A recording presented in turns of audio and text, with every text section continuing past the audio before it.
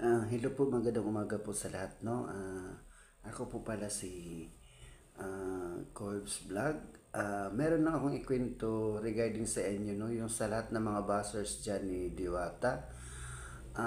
Si Diwata po guys ay kakilala ko po yan siya since nung ako ay nasa lansangan. Noong 1994 ako po lumapag ng Luneta, Luton, PICC. Kasama ko po yun dati si Diwata. Pero guys, before tayo mag-proceed sa ating video guys, no? Para doon sa hindi pa nakapag-follow sa aking channel, paki-like, share, and subscribe naman din para updated din tayo sa ating mga ginagawang video. Okay guys, si Diwata po guys ay marami na akong naririnig o nababasa ng mga comments sa kanyang video guys, no? Pero isa din ako doon sa buzzers niya gawa nung yung nag-viral yung kanyang video sa kanyang Paris Overload. Napanood ko yung mga sinasabi niya na siya ay tumingin siya ng utang na loob kung saan siya nanggaling. So, nanawagan siya doon na kung sino man yung kakilala niya, lalong-lalo na sa mga kasama niya dati guys, no? Na pag meron daw naman na pwesto, tutulungan daw niya kung paano maiahon at paano din makapag-business ng kahit anong business na basta importante makatulong din daw siya pag may pwesto. Pupuntahan daw niya guys at siya na daw bahala sa mga gamit. So guys, dahil nga po ay kakilala ko si Diwata simula pa noong sa Pasay, sa Luneta, and then sa Luton, kung saan kami mga feeding for program dati, anda doon kami guys. Kakilala po namin talaga si Diwata. So, nung narinig namin yung kanyang kwento at narinig namin yung kanyang panawagan, natutulong siya. Dahil ako po guys ay simula nung 1998, binago ko na rin po yung buhay ko dahil simula nung 1994 ako nandyan sa Lunita guys. Ay hindi pala 1998 guys, no? Ako nagbago. So 2008 po ako guys na parang hindi ko na kaya talaga yung sa lansangan dahil hindi po yun siguro ang buhay na binigay ng Diyos para sa akin. So guys, nagkasakit ako noon, nung time na yung 2008. So nagka-diagnose ako ng pulmonary mass versus malignancy. So umuwi ako sa province namin guys at doon ako nagpapagaling. So doon ko na talaga inulit, binago ko yung buhay ko. So noong 2010 guys, naisipan ko, ako po noon ay 40 years old, naisipan ko po talaga na mag-aral na lang po para kahit ako'y matanda na, naisipan ko na mag-aral para magkaroon naman ako ng trabaho na maganda na hindi ko na maranasan yung katulad noon ng naranasan namin ni Diwata. So guys, sa akin lang kasi guys is ang comment ko lang doon kay Diwata na wag lang po sana siyang masyadong magyabang. Dahil simula nung ako ay nag-aral, tapos ako ng 2015 sa Adventist University of the Philippines sa Silang Cavite. So, nag-apply ako ng trabaho guys, no? Sa dito noong 2017, Duterte's administration guys. So, nag-apply ako sa Malacanang. So, pinalad naman din ako nga natanggap ako noong 2017, April 4 hanggang 2023 ng December.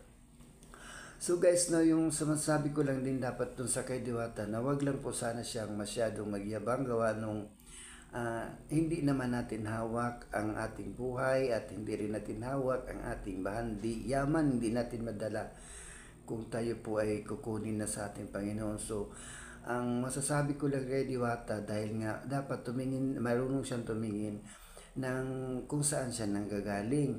So katulad ngayon guys, yung mga importante kay Diwata, yung mga vlogger dyan na mga sikat dahil siya po ay sisikat.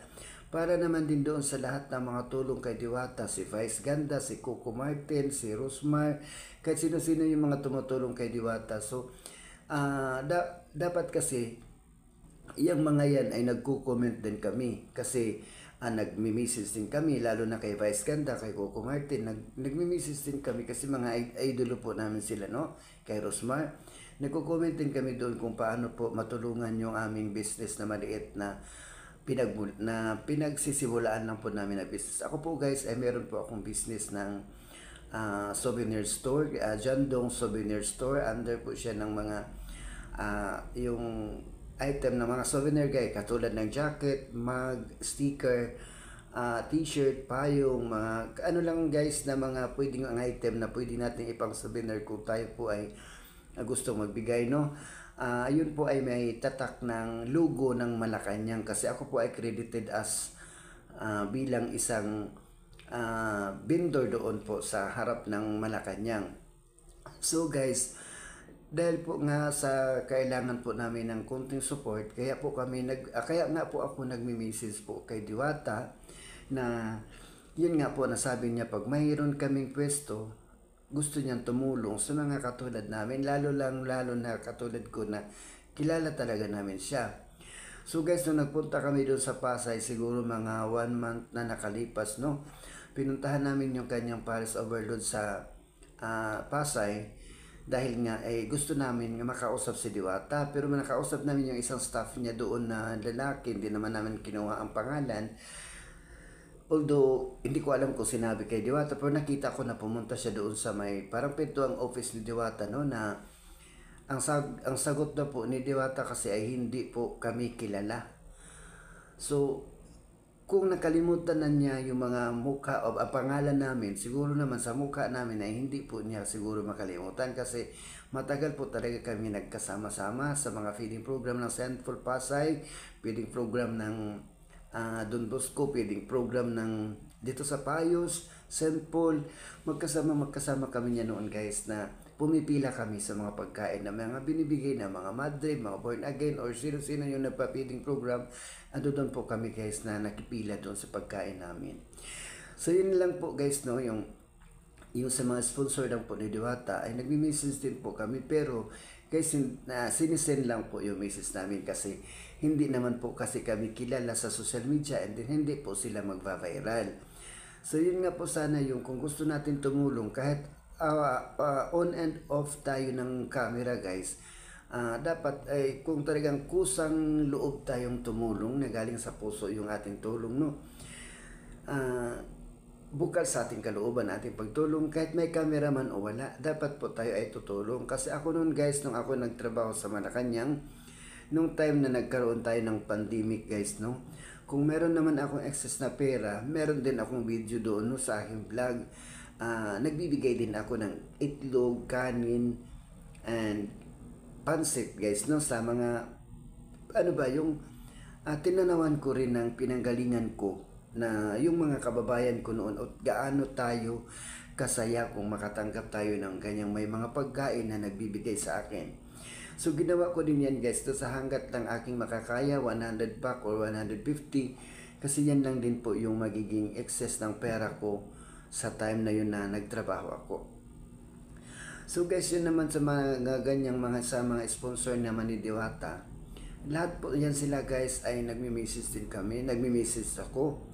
Dahil nga gusto ko rin sanang maibalik ang aking nasimulan na feeding program noon sa Luton, na kahit pansit, itlog, kanin man lang guys, no, o tuyo, masayang-masaya na po yung mga tao na mabibigyan mo, at lalo na po tayong masaya ang tayo ay nagbibigay.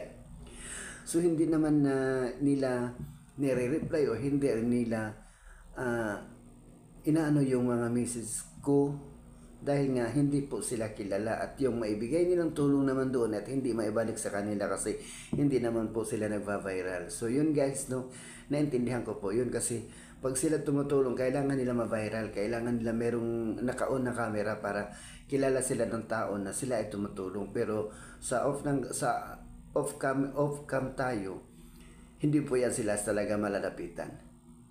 So yan lang po yung inaano ko, na dapat lang tayo ay tumutulong pagbukal sa ating kalooban. Off and on sa camera, dapat pwede tayo tumulong. Dahil naman si Diwata ay isa na rin kasi siya ngayon na sikat. So parang yumayabang na, hindi na po niya kilala yung mga katulad namin na magkasama niya. Pero nagsisikap din kami kung paano namin maiahon ang aming simulan na maliit na business, at yung mga kasamahan ko din ay pag pumupunta sa tindahan, kahit hindi pagkain yung paninda ko, pag meron naman din ako, binibigyan ko din sila dahil nga magkasama nga kami noon. Kasi noon, ang mga kasamahan ko noon, kahit sa katagal ng panahon ay nandiyan pa rin yung iba. So dahil kilala nila ako, siyempre lumalapit sila sa akin. Kung meron naman ako maibigay, kahit wala namang camera, ay ako'y nagbibigay naman din. Dahil tumingin ako ng utang na loob ko ba at sa pinanggalingan ko kung saan ako nanggagaling. So yun lang po guys, no, ang aking masasabi diyan kay buzzers ni Diwata. Guys, totoo po yan, isa po ako sa mga buzzers diyan dahil nga sobrang yabang na po talaga ni Diwata sa ngayon na sumikat na po siya. Huwag sana nating ipagyabang kung ano man ang bahandi na meron tayo, dahil hindi po natin yan madadala. Kung ang Panginoon ay maniningil sa atin, bigyan ng tayo ng isang karamdaman, ubos ang ating bahandi. So, hindi naman natin madala kasi yung pera. So, dapat guys, no, kung meron tayong maitulong sa kapwa, meron naman tayong mga excess na pera, dapat tulungan natin kahit wala namang siyang camera. Kasi lahat ng mga tumutulong kasi ngayon ay kailangan nila may nakatutok na camera para mag-viral, and then kailangan din nila maibalik yung kanilang tulong. Pero sa akin na part guys, hindi po sana ganun. Kasi kung tayo tumulong bukal sa ating kalooban, mas hindi naman natin pinapasaya ang mga tao, kundi pinapasaya natin yung Panginoon na may ka sa atin. Okay guys, yun lang po yung matulong ko, may kwento ko regarding sa mga comment ng mga buzzers ni Diwata. Isa din po ako dyan, pero hindi ako gawa nung hindi na nga tayo pinapansin dahil wala po tayo kakayahan na mag-viral yung ating mga video. Okay guys,